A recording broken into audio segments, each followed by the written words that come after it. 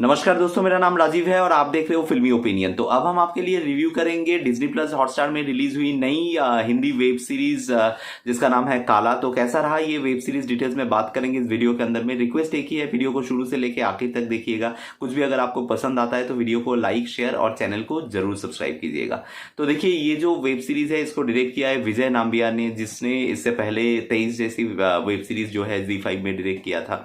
बहुत ही कमाल की वेब सीरीज थी। और साथ में देखिए वजीर जैसा फिल्म उन्होंने बनाया था अमिताभ बच्चन के साथ। तो काफी मतलब मंजे हुए आप डायरेक्टर है। उनका काम का जो तरीका है वो थोड़ा डिफरेंट किस्म का होता है, थोड़ा कॉम्प्लेक्स कैरेक्टर्स होते हैं। तो ये जो सीरीज है काला, बेसिकली ये काला अगर मैं कहूँ in one word, here is the content is the king. यहाँ पे कौन एक्टिंग कर रहा है, उसका क्या है नहीं है, कुछ मायना नहीं रखता है। यहाँ पे सिर्फ जो है कहानी और कैरेक्टर्स को सबसे ज्यादा अहमियत दिया गया है और वही इस पर्टिकुलर वेब सीरीज की सबसे खास बात है।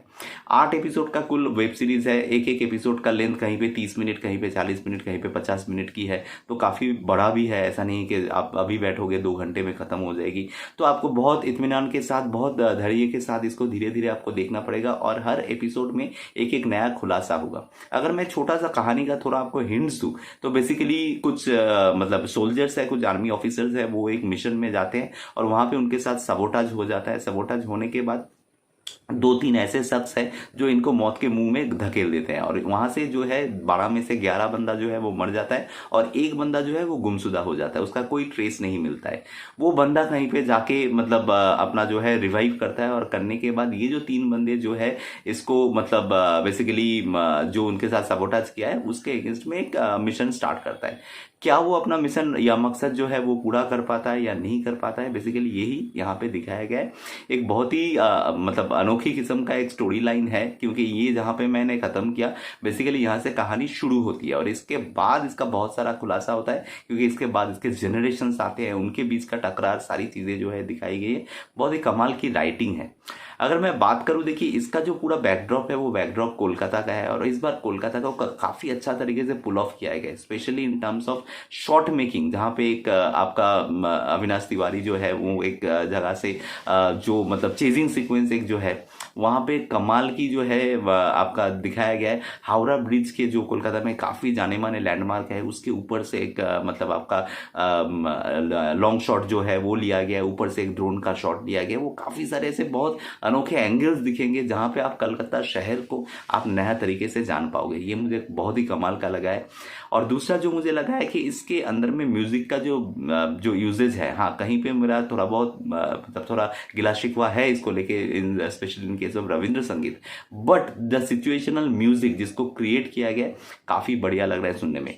और एक चीज जो बहुत खास है इस पर्टिकुलर सीरीज के अंदर में कि इसमें हर किरदार ना, there are plenty of shades. कोई भी एकदम वन डायमेंशनल किरदार इसमें आपको नहीं दिखेंगे। एज ए ह्यूमन बीइंग हम भी जानते हैं कि कोई भी one dimensional in their life नहीं होता है, सब में कुछ ना कुछ ऐसा शेड्स होते हैं। और इस सीरीज के अंदर में हर किरदार को बहुत ही बढ़िया तरीके से बहुत सारे शेड्स से इसको नवाजा गया है। तो आप एक एक किरदार देखोगे आपको लगेगा ये ऐसा है, 2 एपिसोड के बाद देखोगे ये थोड़ा बदल सा जा रहा है, थोड़ा चेंज हो जा रहा है। तो बहुत कुछ ऐसा दिखाया गया इसके अंदर में, बहुत कॉम्प्लिकेशंस, बहुत सारा कॉम्प्लेक्सिटी दिखाया गया है हर किरदार के अंदर में, जो काफी अनोखा है। एंड द डायलॉग्स जो इस किरदार को और भी लाइव बनाती है, वो डायलॉग्स भी काफी अच्छे लिखे गए। एक स्पेशल मोमेंट जो मैं यहाँ पे मेंशन करना चाहूंगा कि इस पर्टिकुलर सीरीज के अंदर में कौन सा सीन नहीं बताऊंगा, थोड़ा आपके लिए वो स्पॉइलर हो जाएगा, लेकिन इसकी एडिटिंग जो है और एडिटिंग के पीछे का सोच देखिए। एडिटिंग 2 सीन्स को जोड़ देना नहीं है, 2 सीन्स को जस्ट मतलब उसको जस्ट मतलब जोड़ के एक सीन क्रिएट करना ऐसा नहीं होता है। उसको जोड़ के अगर एक नया मीनिंग निकलता है वो एक्चुअल में एडिटिंग होती है। तो यहाँ पे एक सीन है जहां पे किसी को गन सैल्यूट दिया जा रहा है और दूसरा एक ही टाइम किसी को गन से मारा भी जा रहा है। वो भी दोनों ही काम जो है वो बेसिकली ऑथोरिटी मतलब आर्मी या पुलिस जो है वो कर रही है। तो इसको इतना बढ़िया तरीके से दिखाया गया है। एक आर्मी कर रहा है, दूसरा एक मतलब किसी को गोली मार दिया जा रहा है, कोई टेररिस्ट ऑर्गेनाइजेशन है। दोनों काम एक साथ चल रहा है पैरेलली और उसको इस तरीके से एडिट किया गया है। मतलब इसका साउंड यहाँ पे साउंड हुआ, आपको समझ लेना पड़ेगा वहां पे भी गोली चल गई। इतना कमाल की है वो सीन, मतलब उसका सोच बढ़िया लग रहा है देखने के लिए। तो ऐसे बहुत सारी ऐसे छोटे छोटे नगमा जो है आपको इसके अंदर में देखने के लिए मिलेगा। बहुत सारे ऐसे ऐसे मोमेंट्स जो है आपको आप चेरिश करोगे इस पर्टिकुलर सीरीज में। हाँ, जो मैं गिला शिकवा की बात कर रहा था इस पर्टिकुलर सीरीज की, वो है कि रविंद्र संगीत का जो यूजेज हुआ है। देखिए, रविंद्र संगीत इज बेसिकली एक समय तक था जो इसको बहुत ही प्रोटेक्टिव तरीके से यूज किया जाता था। मतलब उसमें कॉपीराइट की इशू तो थी, और साथ में even Rabindranath Tagore when he is live, तो वहां पे जब वो लाइव थे उस समय वो मतलब बोल देते थे कि भाई ये गा सकता है, ये नहीं गा सकता है। उसका डाइल्यूशन डेफिनेटली हुआ है over the ages of time. तो आज के डेट में कोई भी रविंद्र संगीत गा सकता है, लेकिन जिस तरीके से इसको गाया है, and specially on the backdrop on set of मतलब कोलकाता, अगर ऐसा ये दिखाया गया है तो मेरे हिसाब से थोड़ा वो खटकता है, वो फ्लेवर जो है गाने का, वो प्रोनाउंसिएशन से थोड़ा जो है डेविएट हो जाती है। तो ये मुझे लगा कि इसका यूजेज थोड़ा सोच समझ के करना चाहिए था। आपको लोकल सेंटिमेंट्स क्या है वो समझ के आपको ये गाना जो है यूज करना चाहिए था।